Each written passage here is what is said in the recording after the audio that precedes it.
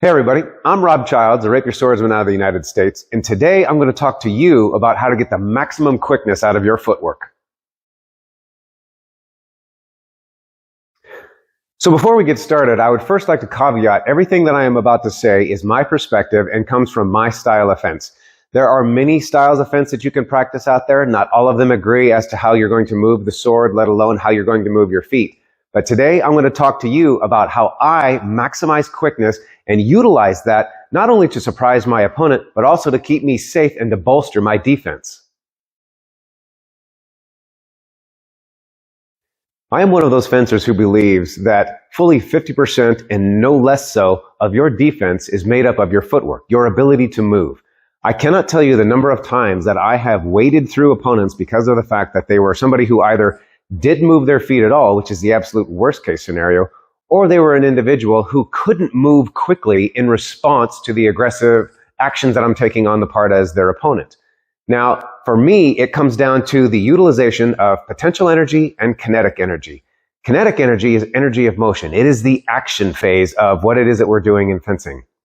Potential energy, by contrast, however, also known as stored energy, that is the energy that you have to have with you and available at all times because it will convert to kinetic energy instantaneously. However, you have to have that stored energy available to you. You can't store it in the midst of the time that you need it because that takes too much time. And in fencing, as we all know, we're operating in literal fractions of a second. Every fraction of a second that you waste is a gift that you give to your opponent. And that is time, if I'm your opponent, that I'm going to use to the greatest effect. In the practice of my art, I utilize this potential energy and kinetic energy concepts through the use of the amount of flex I keep in my legs. Now, if any of you have ever fenced with me before, you have seen that I keep a ready flex. I keep a goodly amount of flex going in my legs, and this represents potential energy. The greater the flex that I have in my knees, the greater the potential energy stored, and therefore the greater amount of kinetic energy I will have available when the time comes. Now, if I'm fencing against my opponent, and that person who's moving around happens to open up a window of opportunity to strike them, well, that window of opportunity could literally be just a tempo wide. It could literally be just a fraction of a second. But because of the fact that I have potential energy already stored in my legs, the moment I see that window appear, I can convert that potential energy into kinetic energy and immediately attack my opponent the moment that I see that opportunity. Conversely, if my opponent was to suddenly close the distance with me, they surprise me with an attack, whatever the case reason may be that I want to open that distance between us, I do so instantaneously because of the fact that my potential energy was already there and available. Now, if it turns out that I'm the kind of person that doesn't fence from a low center of gravity position, I don't have a lot of flex going on in my legs, well then you have some other options for movement. One being, for example, like so. If I'm the kind of person who stands up tall, or I have very little in the way of flex in my knees when I am fencing, when the opportunity arises that I want to strike against my opponent, I have one basically of two options available to me. One is to utilize what little potential energy I have in my legs in order to convert that to a little bit of kinetic energy and therefore be able to move myself forward at the quickness that allows me based upon the amount of potential energy that I had stored.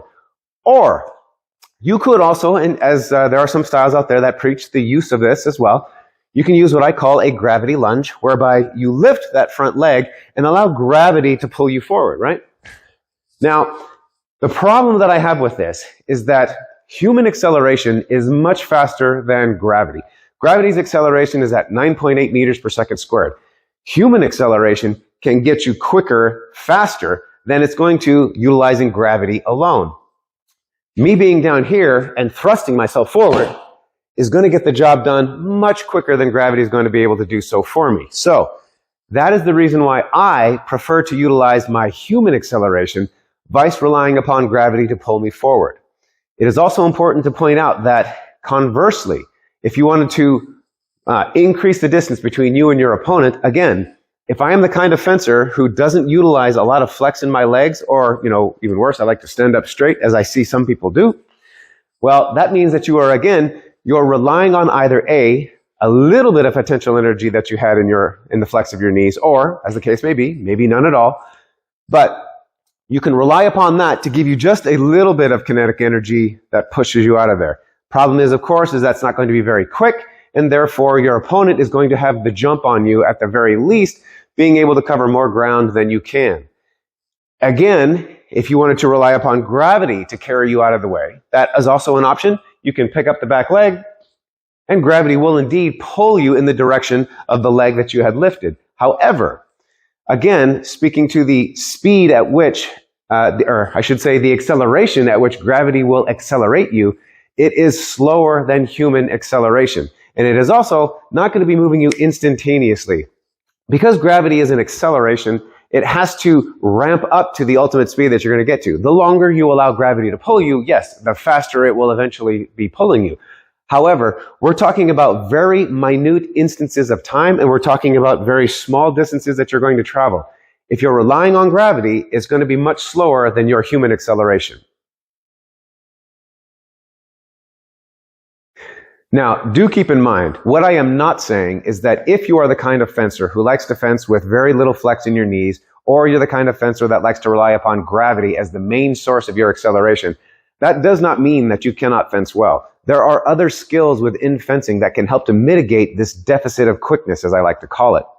Whether you're talking about the ability to read tells in your opponent, or whether you're talking about having a millimeter understanding of that skill of measure, these are skills that are designed in order to give us time. And as we all know, the greater amount of time that you have, the greater the advantage you'll have over that of your opponent. But I will say that one of the biggest mistakes that I see people making, that I see fencers in general making, are those that know they want to use human acceleration, whether it's conscious knowledge or whether it is some instinctive reflex that they have, but they don't start to utilize the storage of that potential energy until the time it's actually needed. What I mean by that is like so. So if I imagine that I am facing my opponent right now, and my opponent was to begin their attack against me. Well, the moment their attack begins, I see the opponent, or I see the other fencer, doing this. Now, this coiling of the legs in the midst of what they have now visually interpreted as an attack against them, well, the problem with that, of course, is while my opponent's attack is inbound and I am coiling on my legs, I'm not really going anywhere. I'm just standing still for them, and really the only thing I'm doing is changing my elevation by a few inches. The problem with that is that I'm giving time over to my opponent. So while I've recognized what I need to do, I can't really do it until such time as I have stored enough potential energy to now convert it to kinetic energy and get me out of the way. Conversely, the reverse holds true as well. If my opponent was moving around, for example, and I notice an opportunity that I want to attack, well, it does me absolutely no good to give my opponent this gigantic tell of coiling my legs before launching into my attack. So if you're the kind of fencer, you notice this in the videos that you have seen of yourself fencing. If you notice that you are doing this, then you either through conscious knowledge or through an instinctive reflex already know what kind of acceleration, the human acceleration, that you want to use. So if this is the kind of fencer that you are, I strongly suggest that you just go ahead and drop down into that low center of gravity position and fence from this very strongly flexed knee position. If you do so, you're going to notice that there is a big difference in the amount of time that you're giving over to your opponent and how much time you have available for both your offense and defense. So before I sign off, I want to make sure that I put a notice on there about the Patreon channel that I have. It's called Castle and Sword.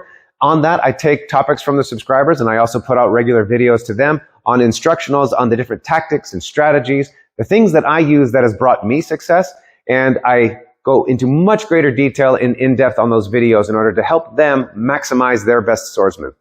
In the meantime, I hope you all found this information useful. If you have any questions about it, please do not hesitate to reach out. I am not difficult to get a hold of. You can reach out on the YouTube channel. You can reach out to me on Facebook. It's fairly simple to get a hold of, and I'm more than happy to help out where I can.